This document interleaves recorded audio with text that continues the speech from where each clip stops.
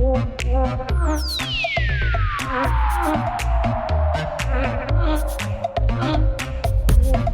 Howes, the absolute king of podcast and so many other things. It is so freaking good to have you on here. And I just have to laugh because, I might have put out a magazine that's in 37 countries and we've done 6,000 interviews, but I've done very few myself. So I was kind of like, having Lewis on, who's a good friend, but also like the king of podcasts. So I was quite pleased when it didn't work to start with because it didn't make me feel quite so. I think it was your Zoom. Who knows? But it's all good. We're here now. How are you? I'm feeling pretty good, actually. I'm very grateful. I think anytime there's a time of uncertainty and breakdown, I've learned to train myself to find the gratitude in it. So I'm just a happy man. I thought it would be remiss of me. I mean, there's so much good stuff, but I just wanted to kick off with, where in the world are you right now? Because we're like 7 or 8 weeks into the corona pandemic, and I'm aware that in Australia, we're pretty free now, and it's the sun is shining, and we're swimming, and we're kind of coming out of lockdown. And I'm kind of like, as I'm talking to you, my first US guest, I feel like it's a pretty frantic situation over there. So how are you really doing, and how's the world looking over there? I mean, I try to just find the good in every situation. So even though I think in LA specifically, people were like, I took a drive yesterday to the beach just to see what was happening. The beaches are closed still, but people are like out on the boardwalk and kind of, I don't know, people are they're anxious to get out. I can sense, at least here in LA with the sun shining as well. They want to be free. They want to get out of their homes. I saw some parks were open for a few weeks, but now I saw them close this weekend. So I feel like the franticness of people trying to get out is causing more stress because now people are like, oh, make sure you have your mask on and don't do this. And so people are just kind of hypersensitive. But again, I just try to focus on staying in my lane, being positive, doing what I can control, and not putting myself in a bad situation. So one of the many, many reasons I love you. And I appreciate it. I wanted to have you on today because I'm sure that there are so many people in Australia who know of you or know about you. And certainly I've been talking about you since I think I looked it up. I think I was your guest 234 on your podcast. Wow. But that was like 4 or 5 years ago. So yeah, we're in episode 950 something episodes now and 7 years in. Wow. It's been crazy. Yeah. I'm just trying to be the collective, I'm just trying to be episode 6,000 like you. So oh man. You've done everything that I want to do. You've launched an amazing magazine. I've had this design for Greatness magazine for like 4 years. I have the first 3 issues complete, which I'll have to redo everything. But I remember talking to you years ago, I think, of being like, oh, should I do this? And you're like, you're crazy, but it's fun, Yeah. Of doing your own magazine. So. Okay, I need to learn some. We can help each other. I'm going to help you with the mag because absolutely you need to do it. And you can help me podcast. But I just thought I'm going to do this pretty intuitively. I've got a fairly loose structure, but let's Perfect.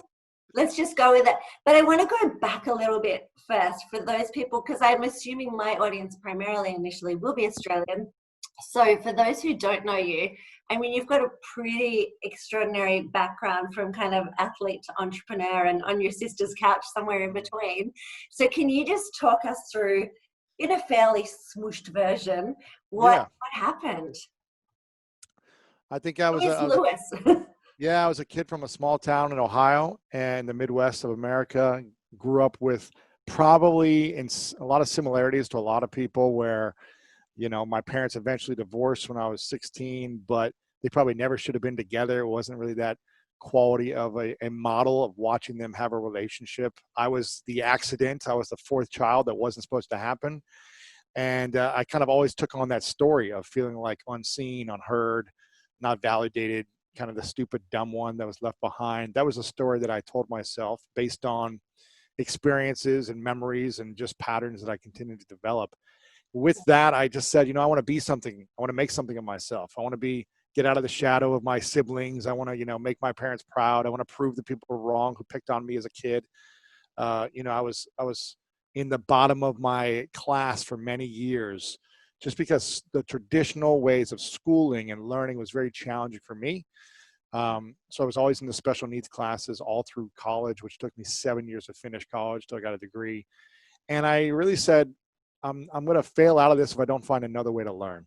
And that was originally through sports. I learned through using my hands. I learned through being physical with my body, from having a coach give me tough love, teach me something based on the failures and mistakes, to learn and become something greater with my physical capabilities. And that became my outlet. School was challenging. Um, my siblings were older, so it was kind of just me at home. My parents really never got along, and they stayed together because they felt like they needed to. So it was a relief when they divorced. But I was driven by succeeding. I was driven by being the best. I was driven by winning at all costs, because those accomplishments gave me validation and increased my level of self-worth.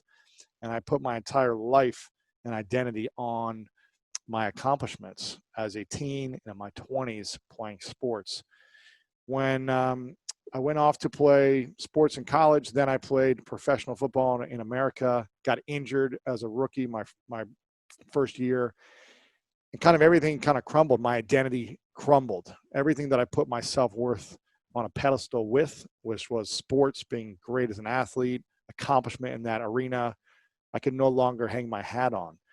And so I had a internal battle for a couple of years of saying, well, who am I? Why am I actually in this world?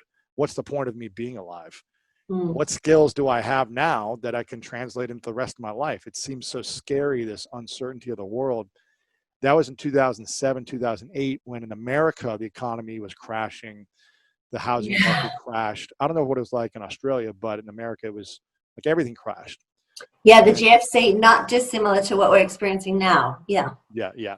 And so I just turned 24, had no money. I was living on my sister's couch for a year and a half.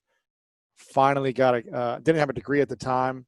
People weren't hiring with master's degrees, let alone, someone who took 7 years to finish college here in the USA with Mm. a poor grade point average. And my dad had just gotten into a coma. Actually, he was in New Zealand a few months prior to this, vacationing, and he had gotten a car accident in New Zealand. He was in a coma for 3 months. Mm.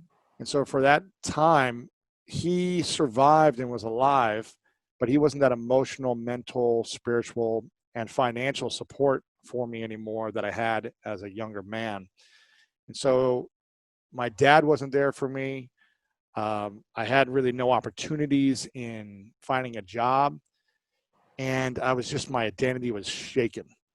And I Mm. remember just saying to myself, I kind of got sick and tired of being sick and tired after a year and a half on my sister's couch. She gave me a great gift. She said, Lewis, you got to start paying rent. And I was rent free for a year and a half. It was amazing. And eating macaroni and cheese every day, right? And I said, okay, I got to start doing something with my life. I got to start taking action. I got to start overcoming my fears, my insecurities. I don't have any skills. I got to go develop skills. And that set me on a path of being hungry. When you're kicked out of the house, or you need to pay rent, or something happens where you don't have someone giving to you anymore, it Mm. made me very hungry. And I also just wanted to be hungry to make something of myself, as opposed to just this washed up athlete at 24, 25 years old with no money. I was just like, I want to do something that I'd be proud of. uh, Can I just yeah. ask you, do you remember the exact transition, like 18 months? Because I've been in various iterations of this. 18 months, no validation, Yeah, it's hungry on a tough. couch, no money. Yeah, relying on that external validation rather than internal, your identity having been discombobulated. So Yeah. what was that turning point, apart from your sister going, okay, off the couch, pay rent? Was there something that built within you to build that hunger through that time? Um, I think my dad getting in his accident was also a big wake up call, because he for years was like, Lewis, go and play this, do the sports thing, like go be a pro athlete, like do it until you can't walk, go live that dream, because he never was able to really live that dream for himself. He wanted to be an Mm. opera singer, but then he had a kid, my older brother, when he was 19.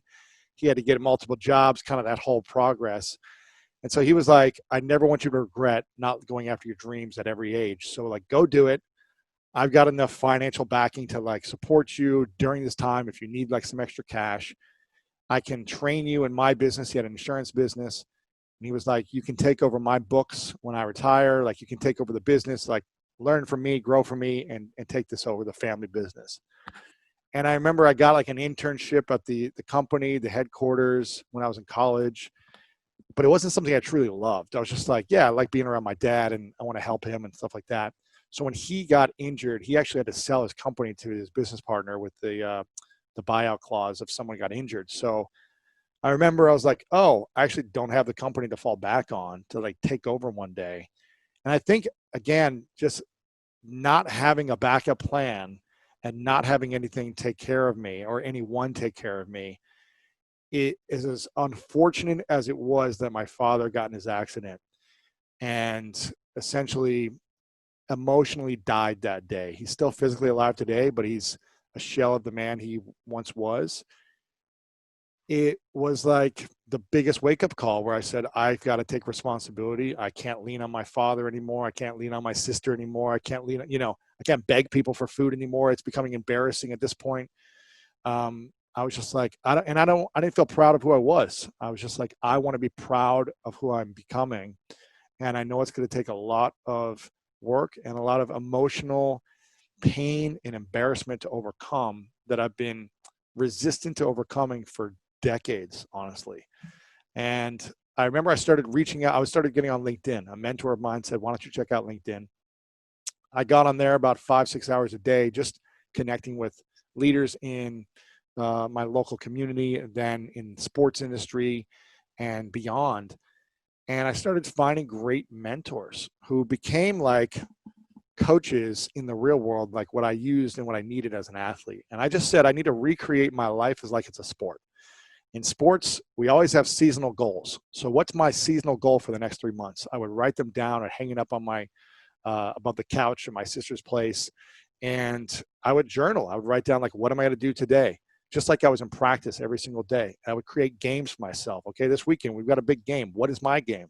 And I just restructured my life to be like a sport, and that worked well for me because that's how I learned well. And so I just had to recreate the way I learned well and would get excited. And I remember I started applying for jobs on LinkedIn, and I finally got an interview for a sports marketing job. And I got all excited because I was like, oh, I could see myself really liking this. And I had like one sport jacket. I put the jacket on. I was at my sister's place still.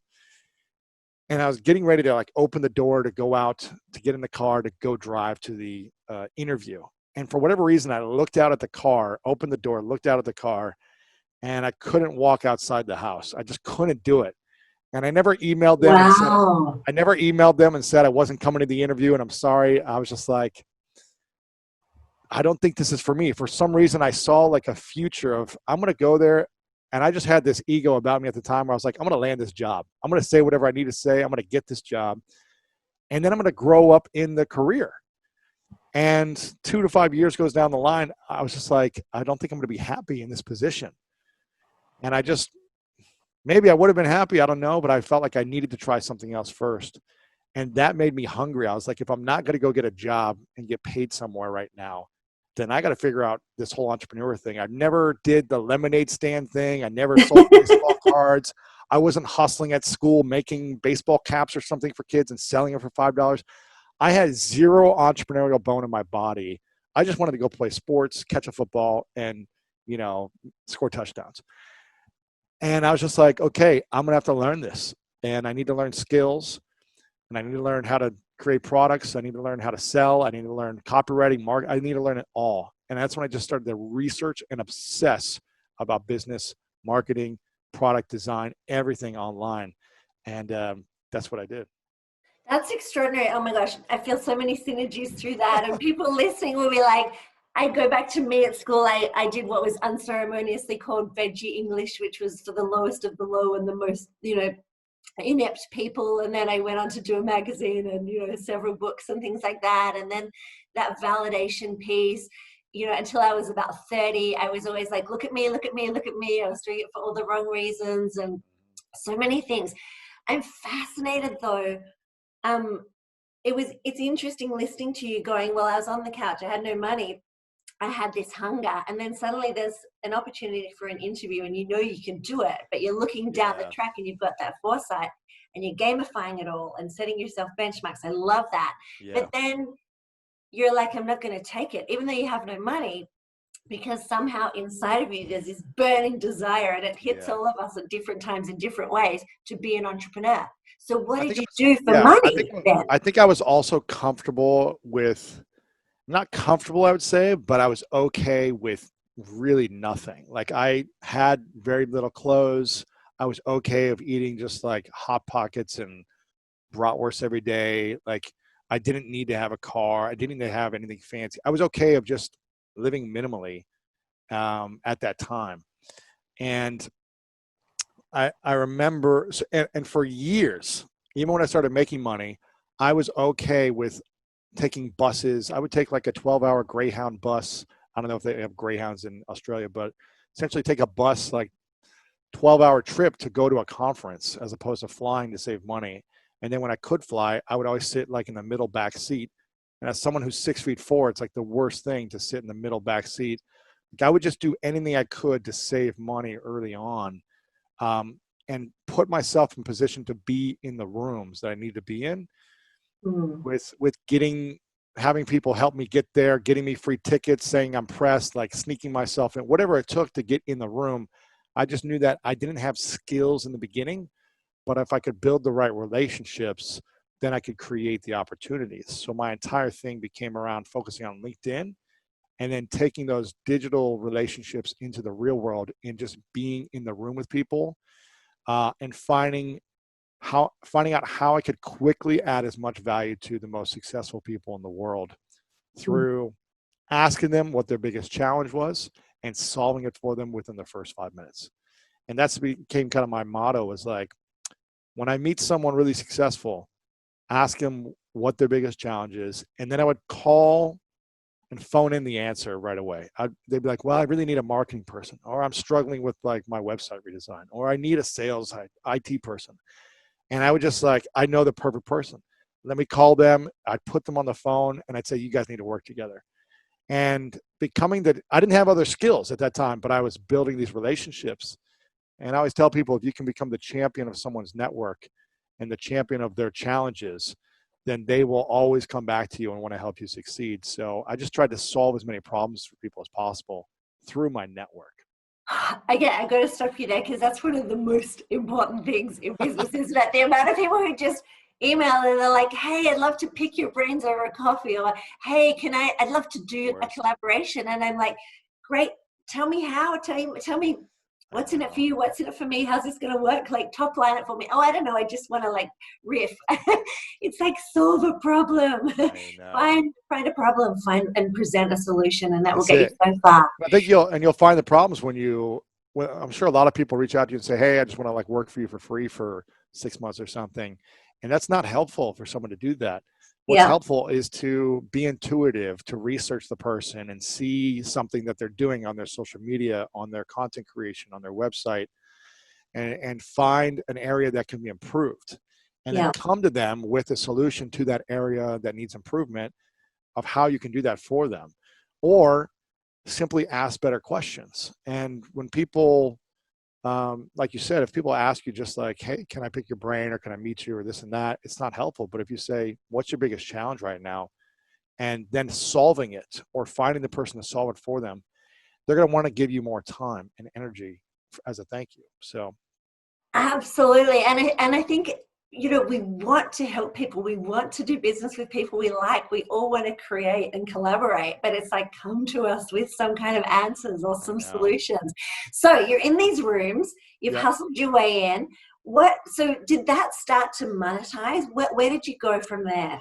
Yeah. Originally, what I was doing was I was just spending all day on LinkedIn. Mm, And I originally was like looking at these CEOs and executives' LinkedIn profiles, and I was just like, man, your credibility is so high, but how you position yourself on this LinkedIn profile is so poor. So I would do these little 5-minute videos on my screen, a screen share, and I would record their LinkedIn profile, and I was like, here's the 10 things you need to change right now. in order to have a more successful profile where people reach out to you, more business deals, opportunities, things like that. And I would just send them to people and I'd do it for free. And eventually I would do this for my friends. I was just helping people as much as I could, try to do something that I learned, which was LinkedIn over time of just being on there all day. And at one point, I did this for a friend, and he wrote me $100 check after I did this. And he said, take this. You have no idea how this is going to change my business.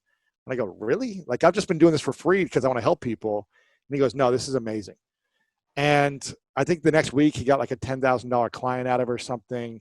He was like, you need to do more of this. You need to position yourself as like a LinkedIn, kind of coach or whatever. And so I just started saying, hey, I'm a LinkedIn coach and I'll do a profile makeover for free and then I'll execute it for $100. And I just did that for months. And then I was like, wow, people are actually coming to me inbound asking for this. So what year was this? How old were you when this was? 2008. Yeah, right. Yeah, 12 years ago. Wow. And then I started charging $200 an hour. And then I started charging $300 an hour. And I remember I was doing an internship for an inventor in Columbus, Ohio, where I was learning about product design, product creation, PR, sale. I was doing everything. I was literally working out of a closet in the kitchen. No joke. And I was learning everything about inventions and bringing ideas to life, bringing it to a physical world, going to trade shows, networking, just learning everything about it. And I was working on this LinkedIn side hustle on the side because I wasn't making any money on this internship, but I knew I was going to learn a lot working with this guy. And eventually I was like, as I started doing one-on-one more and more, I was like, man, it clicked with me. I was like, okay, I could start charging 500 an hour and 1,000 an hour, but I'll never be able to scale this because it's always with my time. So I didn't understand this. I was just trying to make money.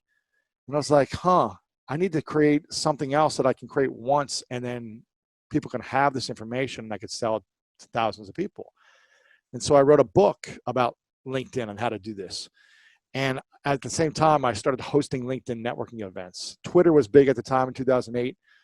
It's still big now, but these tweet ups were happening around the world where people were tweeting and saying, hey, let's do a networking event. I was like, I think I could do this on LinkedIn. I have this big network. Let me launch an event, promoting it only on LinkedIn in local cities around the country. So from 2008 to 2009, I did 20 networking events using LinkedIn to promote them. It was getting 300 to 500 people to show up. I Wow. started charging. First, they were free. And then I started charging sponsors to come in for like a little table, little booth. And then I was like, well, maybe if I charge $5, I wonder if people would still show. And more people showed. Then I started charging more at the door, 10, 15, 20. And I was like, I'm getting to know these restaurants and bars that I'm hosting them at. And I wonder if they'll give me a commission from all the food that I'm bringing them on the worst night of the week for them. Because I'm getting the night of the week that no one shows up. And so I started getting 10, 20% commission. And I was like, I wrote this book. Let me sell this book here. And so I was just finding every way I could to make money around one event, around one idea using LinkedIn. And then eventually I was like, gosh, I'm making a few $1,000s a month, but what can I do more? And that's when I did my first webinar back in May of 2009 and made $6,200 in an hour teaching LinkedIn. Essentially the same thing I was doing, but now to, I think, 600 people are on live. I did it for free. And I said, hey guys, if you want more training like this, so here's my janky PayPal link. I've got nothing for you right now, but in the next couple of weeks, I'll send you information on when I'm going to deliver it. And $6,200 in my PayPal instantly. And that woke me up to like the online marketing world of like, wow, I can teach one thing and really scale this more. For the next couple of years, I just went all in. I was just like, I'm going to obsess over webinars. I'm going to do a webinar every week. I'm going to figure out how to build my email list, use other social media platforms to grow my audience and drive people to teaching them about LinkedIn. And then eventually it turned into other courses. Ended up selling that, making a bunch of money in the first few years. And I was like, what do I really want to do? Teaching LinkedIn was not my dream, but it got me off my sister's couch. And it was this season of life that I needed to dive all in on. And then after that, I started to evaluate like what I want to do next with my life. And the School of Greatness started shortly after that, which was 7 years ago. Extraordinary.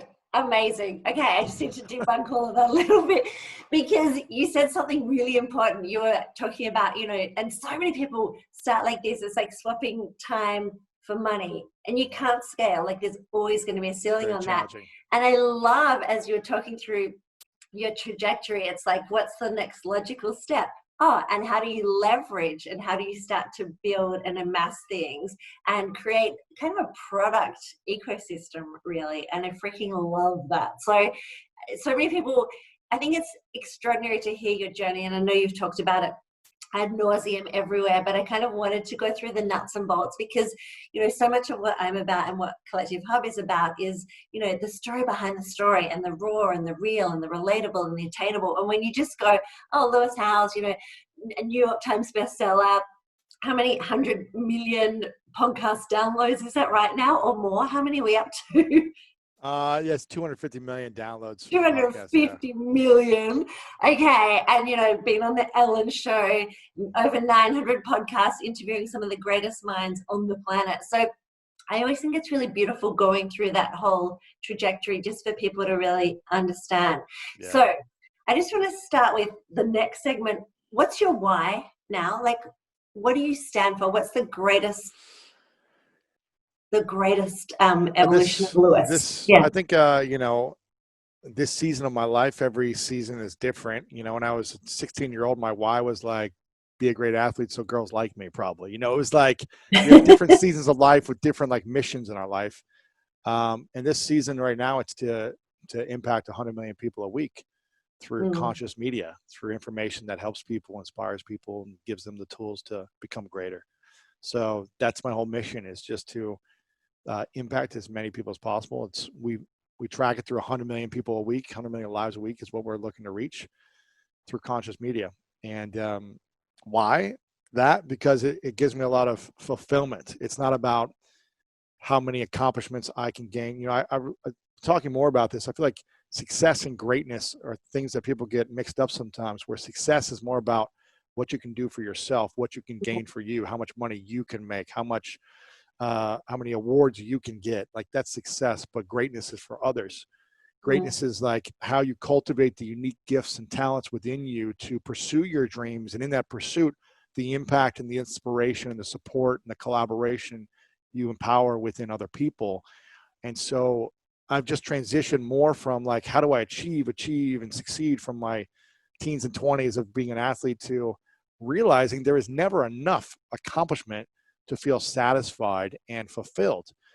But when I focus more on how can I support and serve other people through our medium, through our platform, very similar to what you're doing, it just becomes like so rewarding and meaningful to me. So that's my why in this season of life. Oh, I love that. And I did watch last night we read the transcript actually of your 73 questions about Lewis, because I was like, let me go through. So anyone listening to this, go back and have a look at that. But something that jumped out at me, I think one of the questions was, with you interviewing so many people, what are the keys to success or greatness? And you said the things that you have learned, I hope I'm getting this right, is to have a clear vision, consistent daily actions, and, as you just said, living a life of service. And so I thought they were really poignant and really incredible, and I feel like that just sort of sums you up in a nutshell. Very, very well. Yeah, I think we get lost when we don't have a vision. And so the greatest in the world are clear on what they want. They don't just become an Olympic gold medalist by accident. They're clear at a certain age. They wanted this thing, and they were willing to do what it takes to give themselves the chance to make it happen.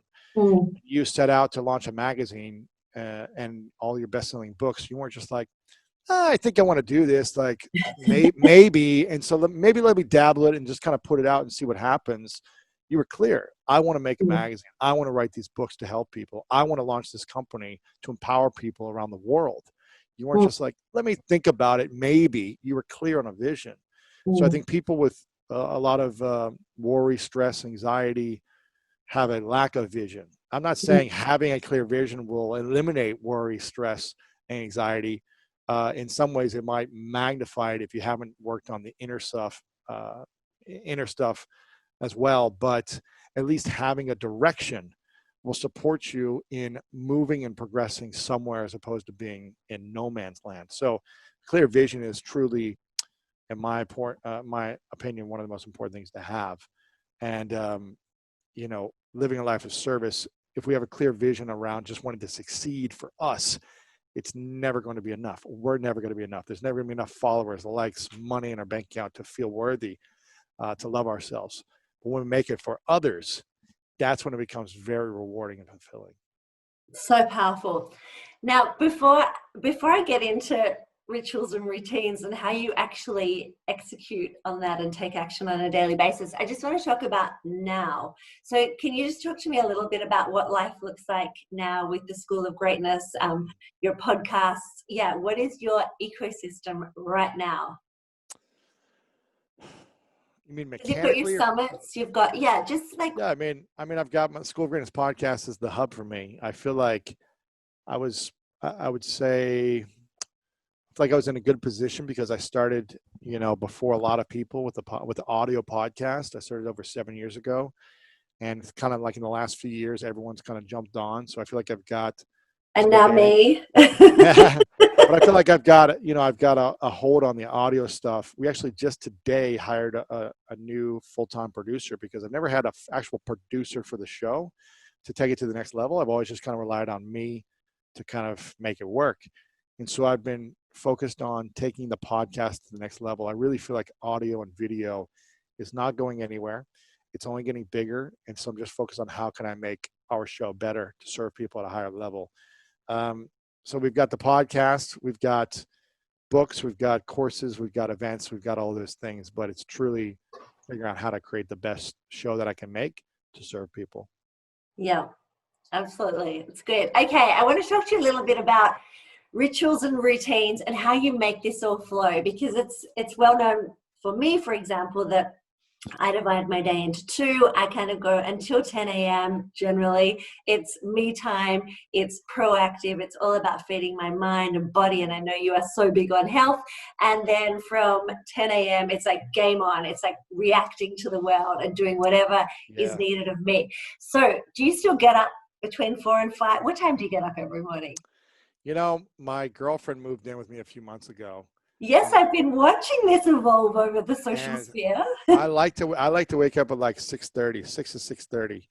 But with her being here and just the everything changing over the last few months with the pandemic, I've been getting up more at like 7:30. And so Wow. I've been spending more quality time with her in the mornings because, and I think you also need to be flexible in your routines and rituals based on the season of life.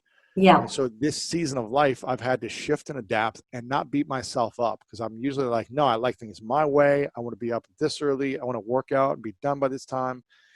But we also need to be willing to be flexible. And I think great leaders learn to be flexible as well.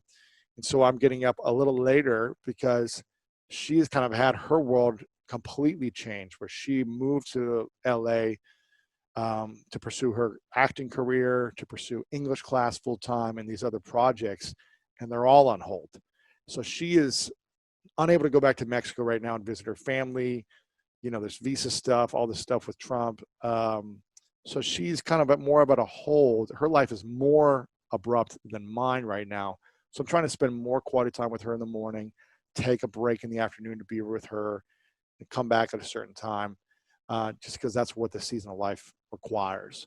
But Mm. also, so I'm shifting usually get my workout done first thing in the morning. I'm doing my workouts more like last thing at night now, which I don't like to do, but I know it's a season of time and it's okay. But I typically like to wake up early, work out, make my bed first thing. She sleeps in a little more, so the bed's not made, which is a little frustrating to me because she makes it afterwards, but I like waking up and making it because it's something I like to feel productive and complete. So again, it's learning to adapt and adjust and be okay, even if it's not my way, the way I like it 100% of the time. But typically that's what I do in the morning. Yeah, interesting. So that is interesting around, adaptation. I think as an entrepreneur, we're used to kind of being nimble and flexible and, pivoting and changing and thinking on our feet. And when we're pushed up against the wall, we're like, yay, great opportunity, ideas. And I feel like the entire world at the moment has been Yeah, turbocharged into this unforeseen, I know. we just got to all change everything. So yeah, so that's interesting that she's at home a lot of the time. So what have you guys, or what have you learnt about yourself in lockdown that maybe you don't like so much, and B, but that you really Man, relished in? for me, I think it's learning to be a way more patient because I'm usually, and she's learned to be patient too. We're both like things done our ways, and we're Mm, both independent, driven individuals in our own aspects. And so to not have things the way we like them done has caused friction, but it's been beautiful because we've both had to learn and grow. And every time you have friction, it's usually meaning that that's where you need to grow. And so it's been a beautiful, I call it beautiful because it was not beautiful in the beginning, but it became beautiful in how we were able to communicate even stronger. And we have, a language barrier. I call her fluent in English, but she's more like 70% fluent. She understands the Lewis language, but she still like doesn't understand every word. Um, and different culture, so someone from a different country, different culture, different language, different schedule, all these now things suddenly locked in a house together 24/7. with a dog, all these things that we didn't have before. And so we just had to learn how to evolve and grow past our comfort zone. And I think it's beautiful because I remember telling her, like, we were dating for a year, long distance before she moved in. And I said, we're going to know within the first 6 months whether this is going to be a long-term thing or a short-term thing. And after the first couple of months, I was like, man, I didn't know it was going to be this challenging, though, emotionally, physically, spiritually, everything. But I think we need those challenging times to see whether or not how much you want the thing. And if it's the career that you're going to go after, the business you're going after, the project you're launching, if it's not challenging at some stage, then you're never going to know if you truly want it or not. I don't think it needs to be hard all the time to launch your book, to launch the podcast, to do the thing you want to do, to be in a relationship. But I think there needs to be challenging moments to make you say, like, do I really want this or not? And there Yeah. hasn't been one moment where I've said, I don't want this in the relationship. And I think because we've both been over communicating and like learning and growing together, it's now to a point where I'm like, man, it's so beautiful and loving and amazing on the other side. So again, I don't know if I don't know if 6 years ago I'd have been like, get out of my life. This is too much for me. But this season of my life, with where I'm at, it makes great sense and it works and it's beautiful. So Thank you. yeah, Just on the back of that, I want to ask, because there's a lot of people who go to work like 9 to 5, they work in a beige boardroom, they answer to the man, and their sense of purpose and their identity is all dictated by those external factors of going to an office. And suddenly, the world over, these people are stuck at home. And for people who haven't done work on themselves, aren't very, emotionally attuned yet, I imagine that is really, really tough mentally.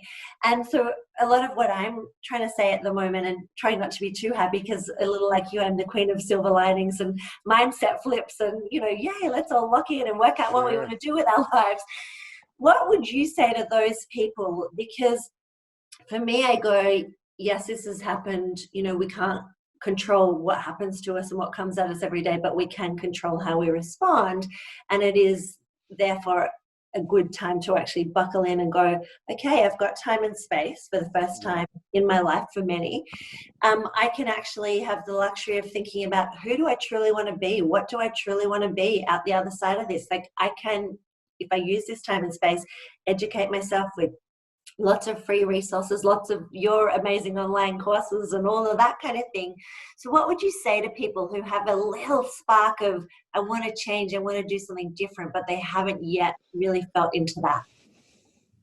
I think, like you said, it's an amazing time. Right now, this is a mirror for the world. It's an amazing time to look in the mirror and ask yourself, am I happy with who I'm being, the people I'm surrounding myself with the work that I'm doing? Am I happy with who I am? Mm, And taking inventory on all these things. And I think I try to take inventory as much as I can, but I think most people just get caught in the cycle of life and paying bills and this and that. So this is a great time for that.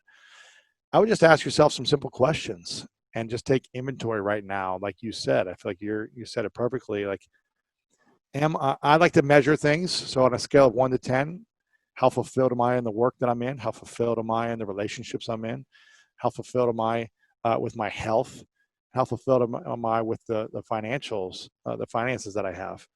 And really, literally take it in the notebook, write it down. I'm constantly writing down notes and ask yourself 1 to 10, where do I stand in those areas of my life? And at the end of it, when you circle that 3 or 7 or 10 or whatever it is, know that you're 100% responsible for that number, and you have the power to change it at any point. And I'm not saying it's going to overnight go from a 5 to an 8, but you can start working on those steps based on whatever it is that you need. And it's going to take time, energy, and work and effort, but you can definitely change it if you choose. So I think when people take responsibility for their 100% of their life as well, they can then start being accountable for their actions moving forward, as opposed to hoping someone brings them something of an opportunity or hoping that they get lucky at something.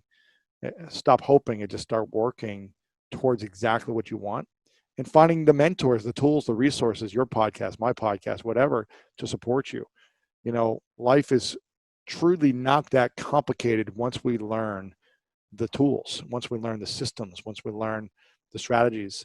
And half the battle is knowing what you want. Like we said towards the beginning, like when you have a clear vision of what you want and then why you want it, okay, now you can find a mentor, a coach, a book, a podcast to give you the information, the model, the process to getting there. And then truly it's up to you to just staying accountable. This is why I feel like having a coach is the most important thing. I don't care if it's a sports coach, a financial coach, a life coach, a relationship coach. Like, I have coaches on every area of my life because I know from sports, there's no way I would have achieved my goals without great coaches. This is why you see there's a big show right now in America called The Last Dance. I don't know if they have it in Australia. It's about Michael Jordan's last year playing with the Chicago Bulls. It's unbelievable. It's unbelievable 10-part documentary series. You know who Mm. Michael Jordan is, right? He's one of the Yeah, most of course. iconic, Yeah, yeah, yeah, one of the yeah. most iconic sports figures in the world. And Mm. he essentially said he was essentially like, if Phil Jackson, the coach, the Chicago Bulls at the time, was not going to be coaching the next year, he was like, I'm retiring. I'm Mm. done. Kobe Bryant talked about coach. Phil Jackson was his coach as well, talked about how he would not have been able to achieve what he wanted as a great athlete in basketball without a great coach.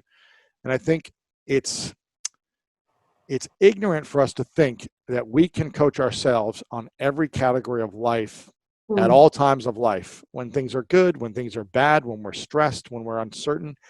I feel like it's ignorant for us to think that, like, well, I can figure it out. I'll make it work. Sure, you can make it work. You can figure it out. But how long is it going to take for you to figure out?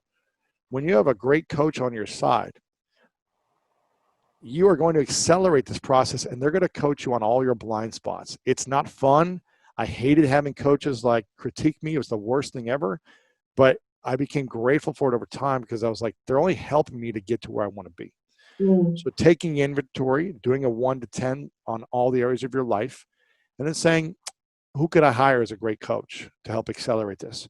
Or who's Mm. a friend who I could trade my services to coach me? Or who's a buddy, if you have no money, who's a buddy who can just hold you accountable that you like? You don't have to pay for coaches all the time, but I also know that you pay attention to what you pay for. And the more you pay for something, the more you pay attention to it. And so when you get to a level in your life or your business or your career that you care about something deeply, I highly recommend investing in some type of coach or accountability program to get there. A lot of us, Lisa, know that if you drink more fruits, drink more water, eat more fruits and vegetables, eat less processed food, and you work out 30 to 60 minutes a day, you're probably going to lose weight and you're going to feel better.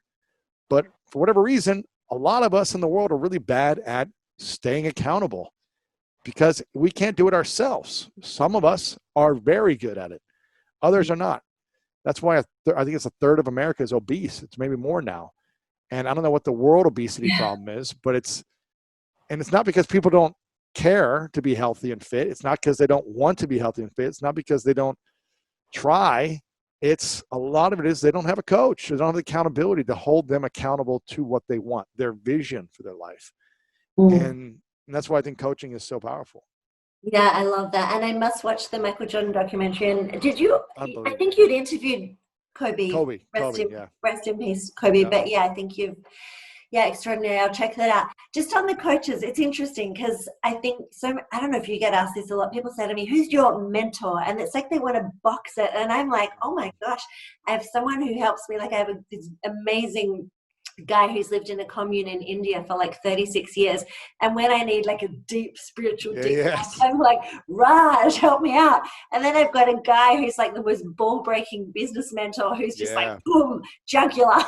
So, and then I have like beautiful feminine goddesses in between. And I have so many different people that I tap into depending on the situation. So it sounds like you also have a number of Of different course. mentors Yes. and coaches. I think Of that's a really course. important lesson. I think you need to Okay, have a I coach. am. You can't have a coach on just general of everything. You need a specialist. I didn't have a football coach as my basketball coach. I had a basketball coach. And as a football player, I had a head coach, I had an offensive coordinator, I had a receivers coach. So I had three coaches within just my position. It's like you don't just have one person coaching you. You have in football, they have 12 coaches on the team usually. It's like they have one for every position.